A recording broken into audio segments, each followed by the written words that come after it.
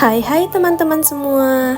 Di video ini kita akan membahas tentang sumber daya genetik hewan sebagai bahan pangan di Indonesia. Nah, sebelum itu teman-teman udah tahu belum apa itu sumber daya genetik?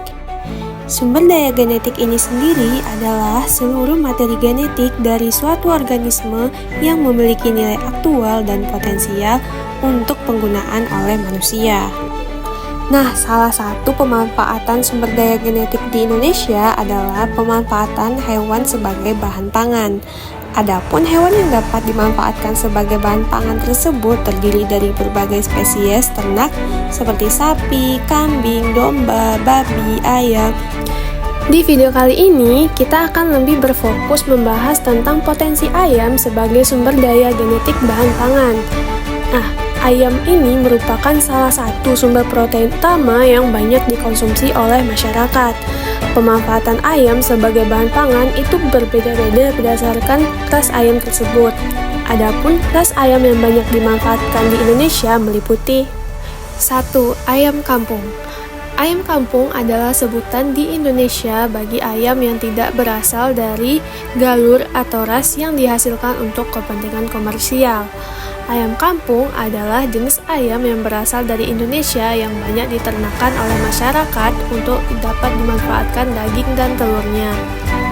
Ayam kampung atau ras lokal memiliki keunggulan dalam adaptasi terhadap lingkungan lokal, daya tahan terhadap penyakit, dan kemampuan bertahan hidup di kondisi pemeliharaan yang minim. 2. Ras ayam komersial.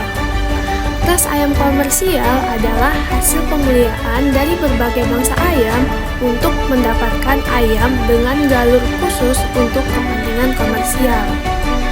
Terdapat 3 tipe dari ras ayam komersial ini.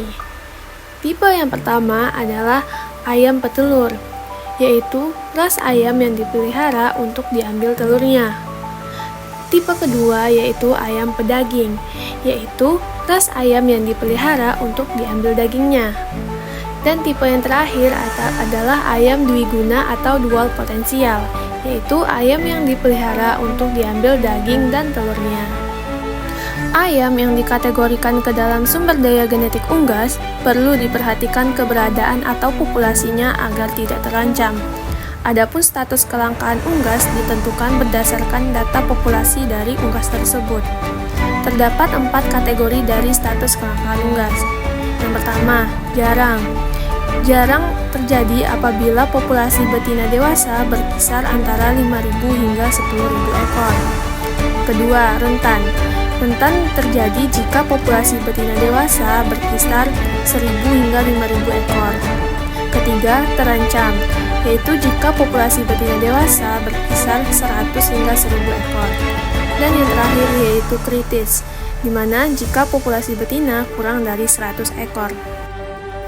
Data populasi sangat penting untuk menentukan kategori tersebut, dan hal ini akan menjadi dasar untuk kebijakan bagi suatu negara untuk menentukan program atau pelestarian maupun pemanfaatan yang berkelanjutan dari hewan tersebut. Adapun kelangkaan sumber daya genetik unggas disebabkan oleh 6 faktor utama yang telah dicantumkan oleh FAO berdasarkan data dari berbagai negara di dunia. Faktor yang pertama yaitu crossbreeding, yaitu persilangan yang tidak terarah menyebabkan erosi dari genetik unggas asli di suatu daerah atau suatu negara. Kedua, adanya penggunaan unggas eksotik yang berlebihan. Hal ini dapat menyebabkan tersingkirnya unggas asli daerah tersebut. Ketiga, perubahan preferensi konsumen. Konsumen lebih membeli unggas eksotik dibanding unggas asli dari negara tersebut, mengingat produktivitas unggas asli yang cenderung lebih rendah dibandingkan unggas eksotik. Keempat, tidak adanya atau lemahnya regulasi dari pemerintah, terutama di bagian teknis yang menyebabkan kelangkaan unggas yang semakin meningkat. Kelima, perubahan dari sistem produksi yang tradisional menjadi modern atau intensif.